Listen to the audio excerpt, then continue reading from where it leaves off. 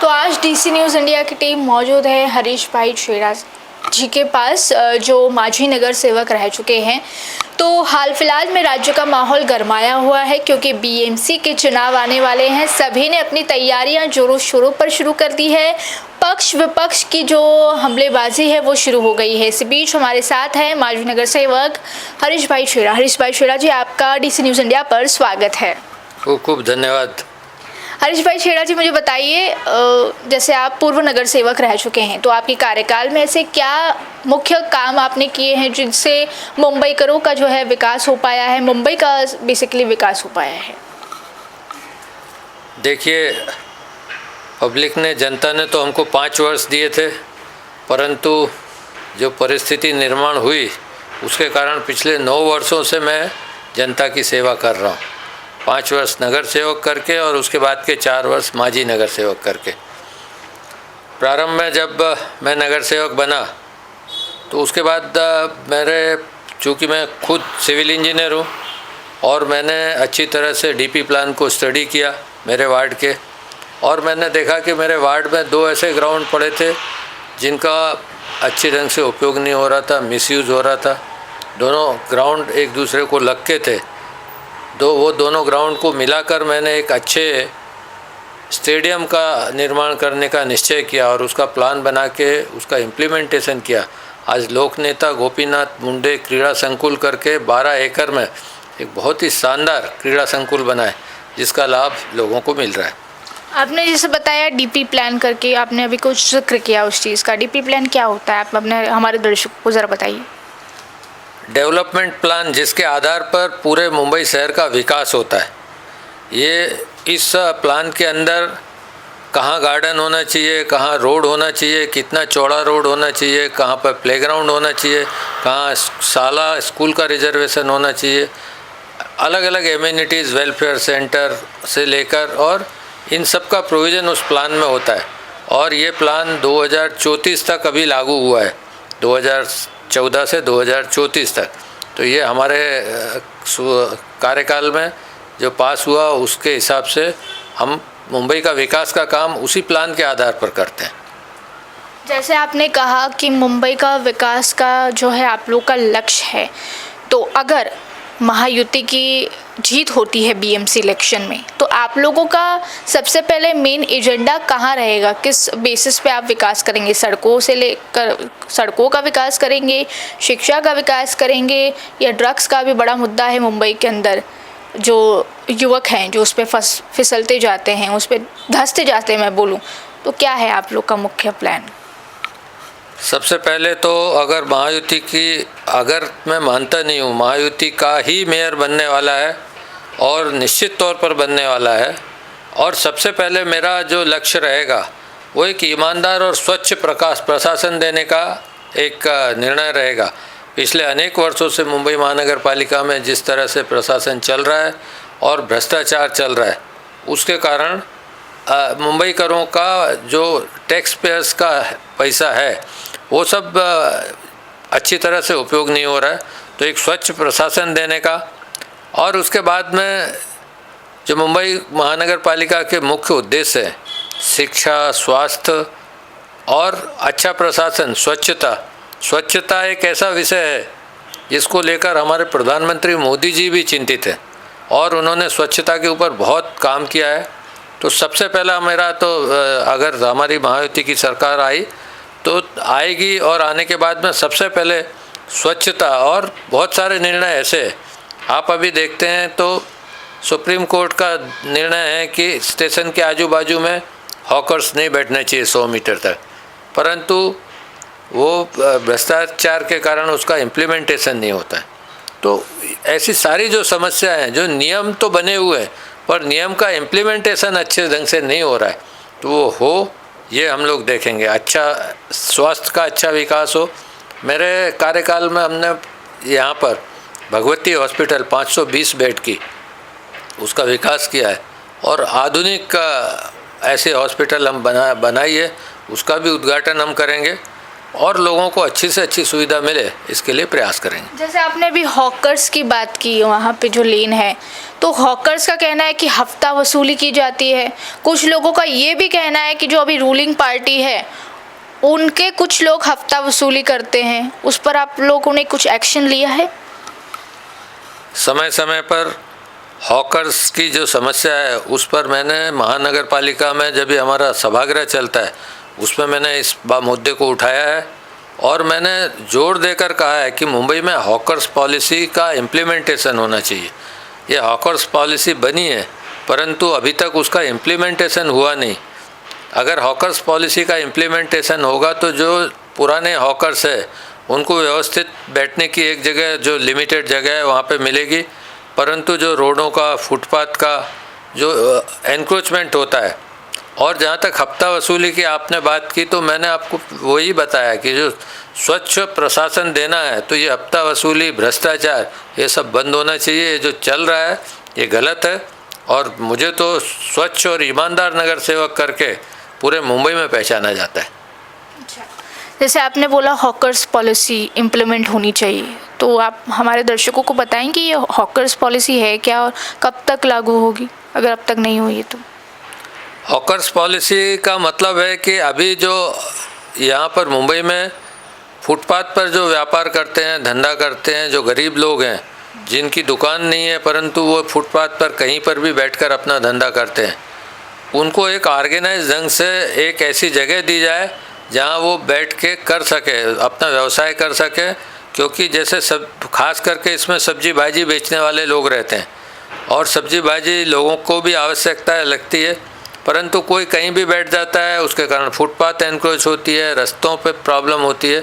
तो उसको एक ऑर्गेनाइज ढंग से उनको 1 मीटर की जगह, मतलब 1 metre by 1 metre, 1 square metre की जगह दी जाए, ऐसा हॉकर्स पॉलिसी में प्रोविज़न है।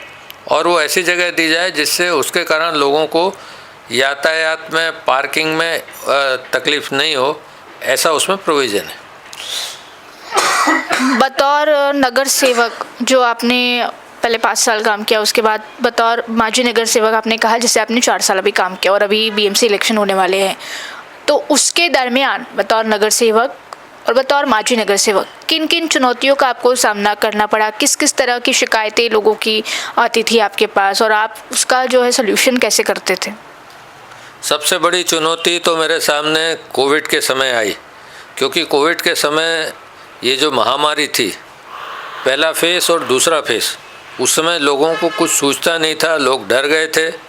तो उस समय कोविड से लोगों को सावधान करने का और उनकी हर तरह से जो जो आवश्यकता थी उसको पूरी करने के लिए हमने हमारे कार्यकर्ताओं के साथ मिलकर एक बहुत बड़ा झुंबेश प्रारंभ किया और उसको इस स्टेज तक लेके गए कि लास्ट तक उनको दोनों वैक्सीनेशन देना, तीसरा वैक्सीनेशन भी देना, उसके लिए सेंटर्स खोले हमने। उसके लिए हमने कोविड से जिसको जो आवश्यकता थी, ऑक्सीजन की आवश्यकता होने दो, रेमडेसिविर की आवश्यकता होने दो, ये सारी चीज़ों को उनको उपलब्ध करा देना। फिर उनको अच्छी तरह से सैनिटाइजेशन करना, उनको ऑक्सीमीटर प्रोवाइड करना, ऐसे बहुत सारे काम हमने कोविड के समय में किए।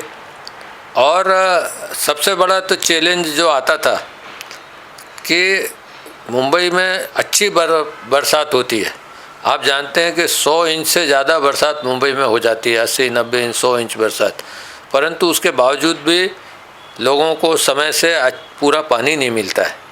तो ये सबसे बड़ी समस्या मेरे सामने आती थी और इसलिए मैंने ये निश्चय किया कि ये गारगाई प्रोजेक्ट जो है उसका जल्दी से जल्दी वो चालू होकर पानी मुंबई पहुँचे और उसके अलावा और भी 2-3 तालाब मुंबई और उसके आसपास में बनाए जाए, जिससे कि पानी तो भगवान दे रहा है, उसको सिर्फ स्टोर करके और लोगों को सप्लाई करने की आवश्यकता है।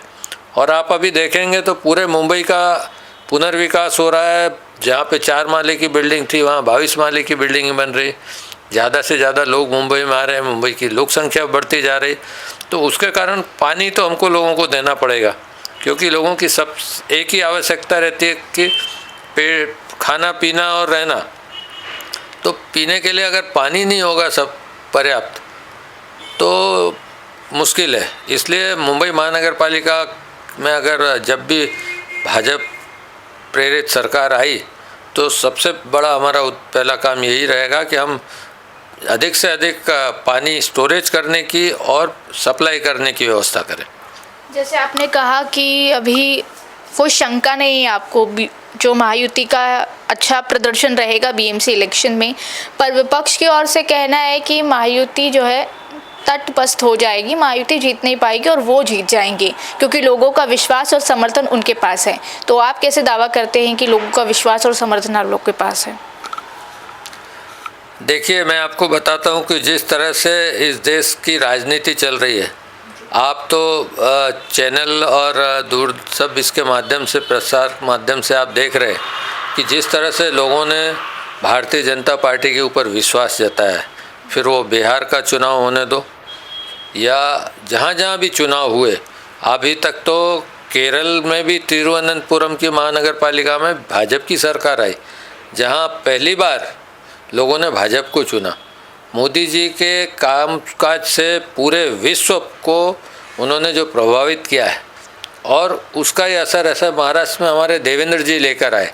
जिस तरह से यहाँ पर विकास की गति अति तीव्र हुई, फिर जितने प्रोजेक्ट हुए, आप मेट्रो का प्रोजेक्ट ले लो, आप अटल सेतु का प्रोजेक्ट ले लो, कोस्टल रोड का प्रोजेक्ट ले लो, सारे मुंबई के बड़ी बड़ी सड़कों का सीमेंट कंक्रीटीकरण का प्रोजेक्ट लो, सभी काम बहुत तेज़ी से इम्प्लीमेंट हुए और इसलिए हमको आशा ही नहीं, विश्वास है कि विपक्ष के जो दावे हैं वो फेल हो जाएंगे और महायुति का मेयर मुंबई महानगर पालिका में 16 फरवरी को आपको देखने को मिलेगा।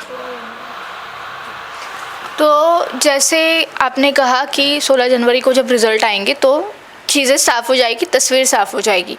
और एक मुद्दा है SIR को लेकर, जो पुनरीक्षण जो है वोटर लिस्ट का, विपक्ष ऐसा कह रहा है कि कोई भी चुनाव हो, भारतीय जनता पार्टी जो है चीज़ें खरीदती है और फिर ये जो वोट चोरी का मुद्दा है जिसे तूल पकड़ता जा रहा है, उस पर आप कुछ बोलेंगे? वोटर लिस्ट तो वही है जो पहले थी। जब कांग्रेस जीतती थी तब ये मुद्दा कोई उठाता नहीं था, जब कांग्रेस हारने लगी तो उनके पास कोई मुद्दा नहीं रहा और उन्होंने वोट चोरी का मुद्दा उठाया है। अब जहाँ पर अभी भी चुनाव होते हैं उसमें बहुत सारी सीटों पर कांग्रेस जीतती है कहीं कहीं, पर जहाँ जीतती है उधर पे उनका कोई कंप्लेंट नहीं, जहाँ हारती है उधर कंप्लेंट है। वो वोटर लिस्ट का करेक्शन ये तो चुनाव का एक भाग है। अगर उसमें कोई गलती हो और उसका करेक्शन किया जाए तो विपक्ष को क्यों इससे तकलीफ़ होती। और जो वोट चोरी की बात है तो प्रजातंत्र में इससे अच्छा और कौन सा तरीका है। सब लोगों के सामने अधिकारियों द्वारा इलेक्शन किया जाता है, वही अधिकारी है, वही जो पहले पद्धति थी उसी पद्धति से अभी भी चुनाव हो रहे। तो ये सिर्फ चुनावी मुद्दा बनाने के लिए बना रहे। बाकी हमारे नेता अमित शाह जी का आपने पार्लियामेंट में जवाब सुना होगा, नहीं सुना होगा तो एक बार वो कैसेट सुन लीजिए, आपके सारे जितने भी मन में भाव होंगे वो बदली हो जाएंगे। लोगों के सोशलाइजेशन के लिए, सामाजिक काम के लिए आपने क्या कुछ किया है अब तक, ज़रा बताइए। सोशलाइजेशन के लिए मेरे जैसे नगर सेवक ने जिस तरह से काम किया है, मैंने अपने क्षेत्र में एक बोरीवली सांस्कृतिक केंद्र करके संस्था में एक्टिव रोल किया, अभी मैं उसका प्रेसिडेंट हूँ। उसके माध्यम से हम एक अच्छी लाइब्रेरी चला रहे हैं। उस लाइब्रेरी के माध्यम से ऐसे विद्यार्थी जिनको घर में बैठ के पढ़ने का स्थान नहीं रहता, उनको AC में बैठ के नॉमिनल कॉस्ट में साल में 2-2.5 हज़ार रुपये में हम उनको जगह उपलब्ध कराते पूरे साल का। और अच्छी एक लाइब्रेरी चला रहे हैं जिसमें से अच्छे CA, अच्छे डॉक्टर, अच्छे इंजीनियर्स ऐसे बच्चे पढ़ के निकले। इसी तरह से हम यहाँ पर एक स्पोर्ट्स कॉम्प्लेक्स चला रहे हैं जिसमें स्विमिंग पूल से लेकर और सारी व्यवस्था है, मंडपेश्वर सिविक फेडरेशन के नाम से। और इस स्पोर्ट्स कॉम्प्लेक्स के माध्यम से लोगों में खेल कूद के प्रति रुचि जागे, अधिक से अधिक अच्छे प्लेयर्स यहाँ से निकले। और जैसे कि हमारे प्रधानमंत्री जी का सपना है कि खेलो इंडिया, खेलेंगे तो बढ़ेंगे, तो वो उसका भी हम प्रमोशन कर रहे हैं। इसी तरह से समय समय पर अनेक हम लोग इस तरह की सामाजिक संस्थाओं के माध्यम से प्रतियोगिताएं कराते हैं, कार्यक्रम कराते हैं, जिसके माध्यम से सोशलाइजेशन बढ़े। अभी हमारे यहाँ मैं जिस समुदाय से आता हूँ, कच्छी समुदाय, उसमें हमने साल में 4 ऐसे प्रीमियर लीग स्पोर्ट्स किए, जिसमें 200 से 250 युवक युवतियाँ साथ में मिलकर खेलते हैं, कंपटीशन करते हैं, फिर उनका आपस में सद्भाव बढ़ता है और इस तरह से सामाजिक संरचना सुधर रही। तो ये थे हमारे साथ हरीश भाई छेड़ा, जिनसे हमने बात की आने वाले नगर निगम चुनाव को लेकर। उनका ठाम ये दावा है कि इस चुनाव में जो है महायुति की जो है जीत होने वाली है और बहुत ही दमदार तरीके से होने वाली है, और विपक्ष के जितने भी दावे हैं वो खड़े के खड़े रहने वाले हैं। तो अभी के लिए बस इतना ही। कैमरा पर्सन नितिन धोंडी के साथ मैं Divya, DC news India, Mumbai.